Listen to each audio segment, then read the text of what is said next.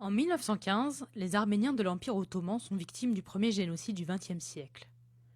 100 ans plus tard, cet épisode tragique de l'histoire cristallise toujours des tensions entre le gouvernement turc, qui refuse de le reconnaître en tant que tel, et les Arméniens, qui poursuivent le travail de mémoire et d'histoire.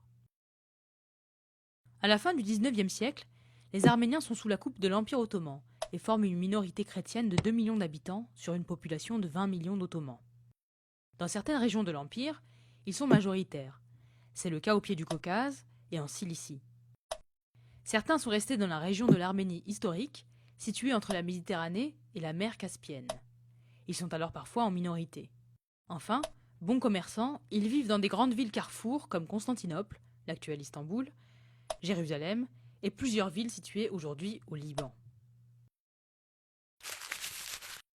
À la fin du XIXe siècle, l'Empire ottoman décline.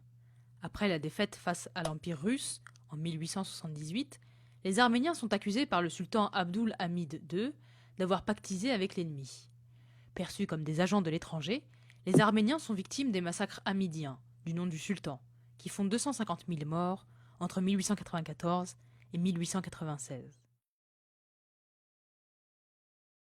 En 1908, à la faveur de la révolution des jeunes Turcs, l'arrivée au pouvoir de ce mouvement nationaliste est soutenue par les Arméniens, qui espèrent ainsi sortir de la tyrannie du sultan. Mais en avril 1909, les Arméniens de Cilicie sont à nouveau victimes de tueries, orchestrées par le nouveau régime, qui font entre 20 000 et 30 000 morts.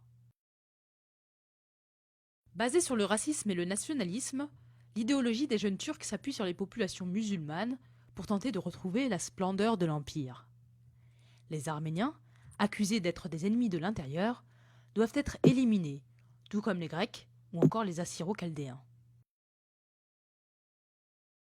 En 1914, l'Empire ottoman entre dans le conflit de la Première Guerre mondiale aux côtés de l'Allemagne. Le contexte chaotique de cette guerre donne l'occasion au pouvoir turc de mettre en place leur stratégie d'extermination des Arméniens.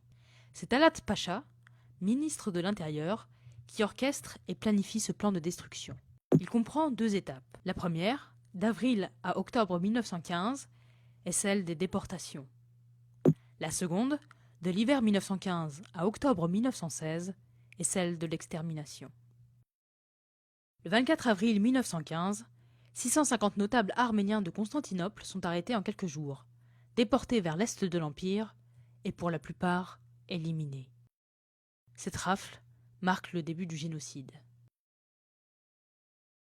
Dans de nombreuses villes de l'Est, comme Sivas, Mezre, Erzurum ou Mousse, les Arméniens sont arrêtés et exécutés sur place.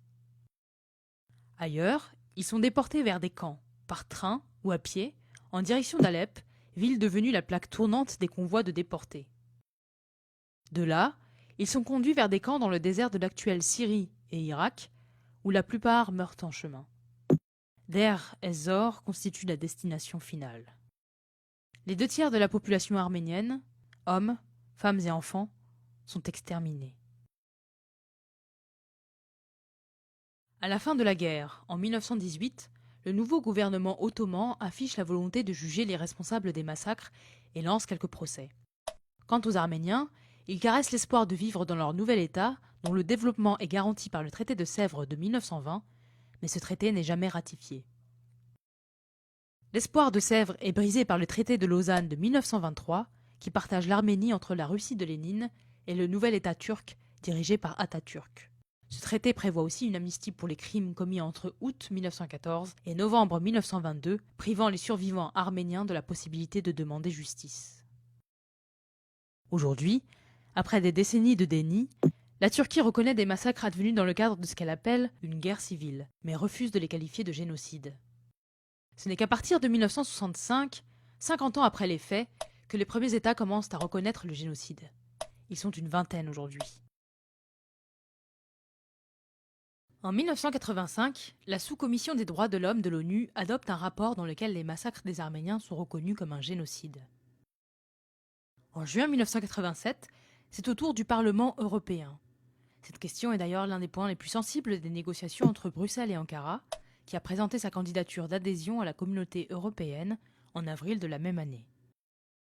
Quant à la France, qui accueille la 3e communauté arménienne au monde, elle a reconnu le génocide en 2001, ce qui a suscité les vives protestations d'Ankara, tout comme la déclaration, en avril 2015, du pape François, qui a qualifié le massacre des Arméniens de premier génocide du XXe siècle.